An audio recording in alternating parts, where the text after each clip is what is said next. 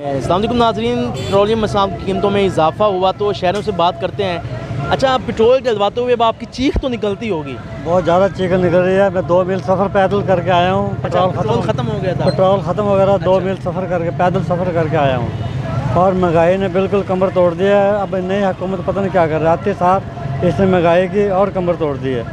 नहीं, ये क्यों कर रहे हैं इस तरह आवाम को, जब इनको पता है कि भाई महंगाई बहुत है, आवाम नहीं खरीद सकती।